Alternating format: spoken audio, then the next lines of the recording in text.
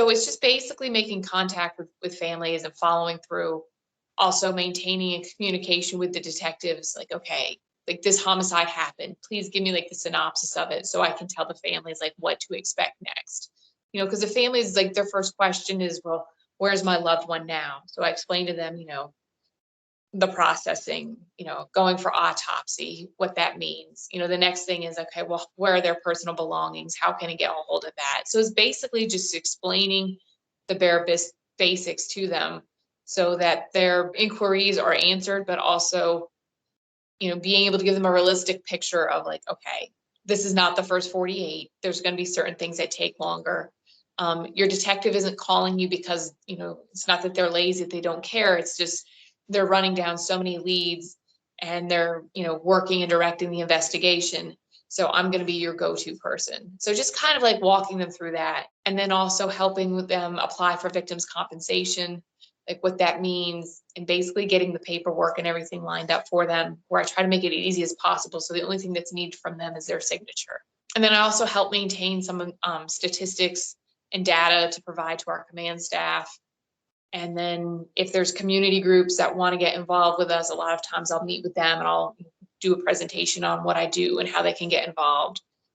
Because after the last year that we've had with the homicide rate, there's more and more groups that are coming out wanting to support victims, and also, how do we stop the violence? So kind of collaborating and fostering those relationships.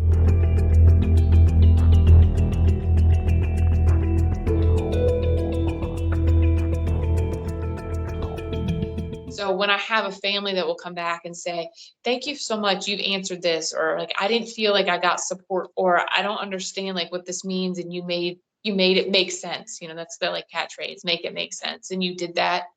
Like, to me, that is the reward. And then by the same time, you have, like I said, I'm going into my 4th year of this. So families that I worked with in 2020 who are still coming to our events, our memorial events and our community walks in 2024, because they want to pay it forward and return the favor and be there for other families, and being able to see certain things come full circle, that lets me know like my work hasn't been in vain and that this isn't a futile effort.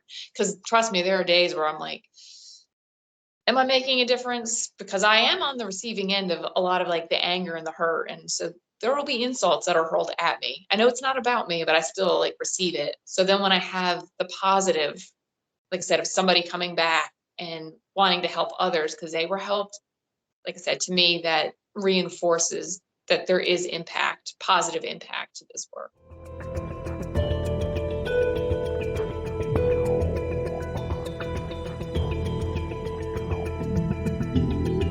Well, I grew up in upstate New York in a pretty middle to upper middle class area. And then I came down south to North Carolina for college. And then I liked it. Obviously, the weather's good. Cost of living is great.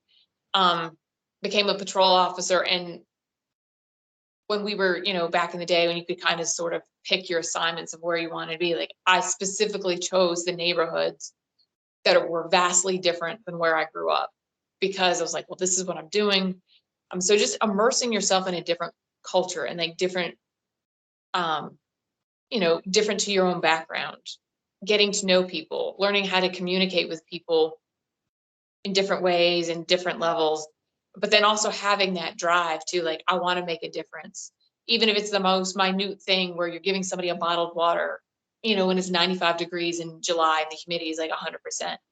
Just little things like that, learning the systems, the law, the court system, the police system, things like that. So when you know what you're talking about, or the systems, then you in turn can help others understand it. Again, going back to make it make sense for them. I guess my best advice is put yourself in uncomfortable situations to learn and to experience and to grow, because you will constantly be building that toolbox to refer to in the future when you're trying to help others.